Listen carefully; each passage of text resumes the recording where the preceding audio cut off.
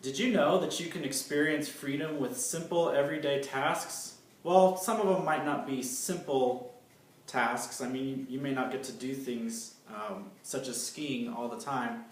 But that's one of the things that I've done recently in the past couple of weeks is go skiing. It's something I hadn't done in 14 years.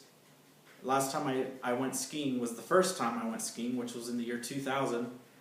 And I didn't know much then about how to do it right or, just how to really go about doing it. I fell many times. My skis flew off. I even ended up having to ride on a snowmobile at the last minute because it was getting dark and I was trying to make it down the mountain and my skis and all that just weren't cooperating with me because I didn't know what the heck I was doing. So, back to my question. Do you ever feel like you don't have any freedom in your life? I'm sure you do at some points, right? I mean, I know I do. Well, I'm going to tell you a couple ways to achieve freedom in your life by doing simple things. One of those things that I encourage people to do is listen to your favorite song. I mean, it's your favorite song for a reason, right? So why not listen to it? If it lifts you up, if it can kind of take your mind off the things that are bringing you down every day, listen to something that's uplifting. Listen to your favorite song. I mean, you enjoy it for a reason. You might as well just do it, right? Another thing you can do is find a good book to read. I mean, there's limitless subjects out there to read about. Or maybe you're into science fiction or graphic novels or, comic books, whatever. Just read something that you enjoy. Read things you're interested in, and you'll feel free. I mean, you may not have freedom, but you'll feel it. You'll feel what it's like. And you'll begin to think, what if I could have this feeling every day? What if I could do this for life? What if I could, just have so much time and freedom to keep doing these things? I mean, you may be limited with the amount of time that you have to enjoy reading a good book or listening to your favorite song or going skiing. I want to touch on the going skiing thing because for me it's been awesome.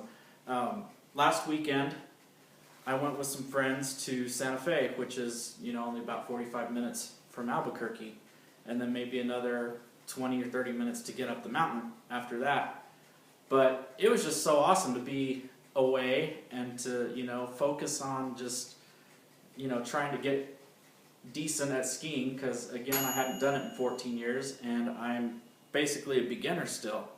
So what I wanted to do was just try and get the basics down. That was a goal of mine, was just to not just stick to the bunny slopes or the green slopes, but actually do something more than what I'd done before, which were the blue slopes. And by the end of the day I was able to successfully make it down a couple of blue slopes, which was really, really cool. I made it through the day without falling, getting on and off the lifts, which was definitely a plus.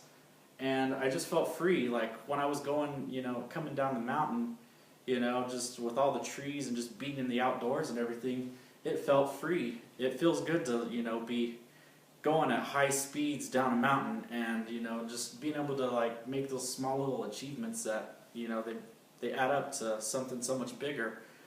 It gave me more confidence in my skiing abilities. And so this weekend, yesterday actually, I went again. I just did a half day, and it was here at the Sandia Peak, which is just right to the east of Albuquerque, but you have to drive around the mountain to get there. So it takes about 45 minutes to get there.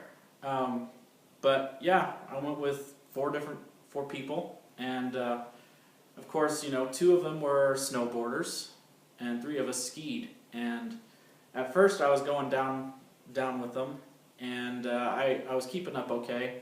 Then all of a sudden, one of my skis just flew off, and I tripped and fell, tumbled. Thought I got my ski back on. I was going down again. I was right behind everybody, and next thing you know, it flies off again.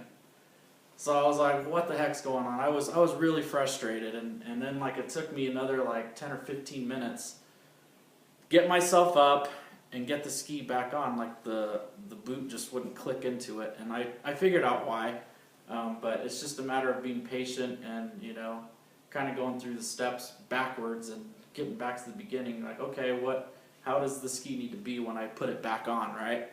So I was able to do that, and then, as the morning went by, slowly I began to just, try out different things. I started to watch people. One of the things about the lift, about the ski lift, about one of them here at Sandia Peak is these lifts go way up the mountain, and they're not fast lifts by any means. They're kind of slow, so you might be on it a good 20 minutes before you get to the top. So what it is was I just looked and watched all the skiers coming down and see what they were doing, and one thing I noticed they were doing was they were shifting their weight side to side, keeping their skis parallel. They weren't making it difficult. They were, doing it with, it almost looked effortless, So I was like, okay, I'm going to try that when I come down next. And it wasn't a very busy day out there, so I was like, I'm going to go a different way, something not so steep, and just practice and learn it. And in doing that, I felt really, really free. It felt so awesome to just be able to make those small little improvements. And then by the end of the day, I caught up to my friends again and, went up one more time on the lift and was able to keep up, coming down. Really keep up. I was able to go fast and be able to stop myself and slow down just by using the techniques that I had watched other people do.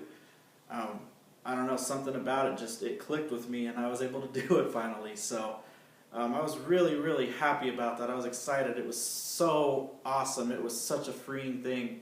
I loved being out there, even though it was it really wasn't skiing weather. It was in the 40s up on the mountain, and the snow was really thin. There was hardly any snow at all on this mountain. It was just very thin, and it was kind of icy, and so I was scared at first, to do it. But I was like, all these other people are doing it. I'm going to do it myself. I'm going to see how it goes. And, by the end of, the morning, I was able to do it just fine, yeah, I fell a few times, and yeah, my skis went flying off, but I just stuck with it and did it anyway, that's the thing, if you really want to get good at something, you tumble a little bit, you gotta fall, you gotta get back up, it's, there's a whole lot of things you can learn, and now I'm just kind of telling a story here, but that was something I got pretty excited about yesterday, and I'm looking forward to doing it again. I'm looking forward to trying out more challenging slopes, more challenging trails. I want to go up to different places and go skiing, and it was just kind of a different thing yesterday because the weather was warm for a day of skiing, and then once we got back into town, it was 62 degrees. Who'd have thought you could actually go skiing? And if I were actually a golfer, I could have went golfing in the afternoon when I got back because it was so nice outside. Anyway, long story short, if you want to feel freedom, do little things in your everyday life to feel freedom. It's not that difficult. Listen to a favorite song, read a good book, watch a good movie, hang out with people that are uplifting to you. That makes a huge difference. You don't have to be around negativity all the time. And once you start surrounding yourself with people that are going to be uplifting and encouraging, it's going to make a world of difference. I attended an event a couple of weeks ago, and I met some amazing, amazing people. I ended up being there alone, just by circumstance, and yeah, when I left there, I had all these friends. It was amazing. It was great. And I call them up all the time now, and we get together and we mastermind about things, and we share ideas and experiences, and and one of the things that we do to encourage each other is to read each other's blogs. That's become really important to me. I like to read people's blogs because it gives useful information. I used to think blogging was just kind of a way to keep a journal, people were just writing for the heck of it, journaling, and it's okay, I don't really find any value in that, so I just never paid attention to it because, that's what I thought a blog was, but it really is so much more than that. You really do get a lot of insight into people's experiences, and you learn some really, really cool techniques for doing just about anything you want to do. So, My whole thing is about, motivating, sharing my experiences, the good and bad, like what I learned from them. I want to help people out, and, another thing that I want to blog about that I'm real passionate about is music. I love music. I love the effect it has on people. I love the effect it's had on my life. So I want to try and, give that experience to other people in the best way I can. And, the third thing that I like to blog about is my fitness journey. And I want to just share the things that I've learned, because I've tried all kinds of things, okay? I've tried, I've read many different books. I've tried many different, weightlifting routines, many different cardio routines. I've taken, all kinds of different supplements, and I've done different like diets and stuff, and some of it works, some of it doesn't. So I'd like to continue to share what works. It's just my experience. Everyone's different, but that's the power of blogging, is to be able to share those experiences. And it's just been amazing getting all the comments that I've gotten on my blog, and I'm trying to do the same for other people. I really like to read about other people's experiences and the things that they have to share, because I find it valuable, and you can find value in so much that's out there. It's a matter of where you choose to look. So what I would encourage you to do is just look at what you're passionate about. Look up those things, in a Google search. Look for blogs about the things you're passionate about, and like once you start to see the value in it, you'll start to think, hey, maybe I can do this too. And maybe I can blog about something I'm passionate about. Maybe I have something in my life that I'm really good at, that I kind of take for granted, that other people might find valuable as well.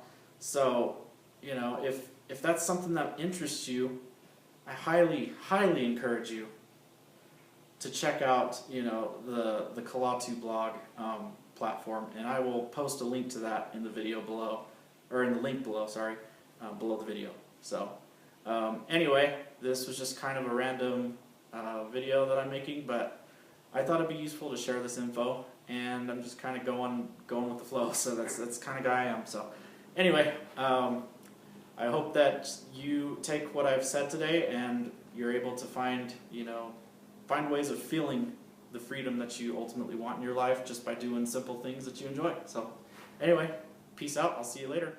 Bye.